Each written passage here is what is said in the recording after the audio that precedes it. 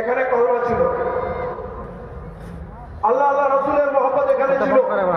আমি আজকে কিছু হবে না, আপনাদের ট্রেডিশনাল অনেক জিনিস যেটা করেন সেই মতো হবে না।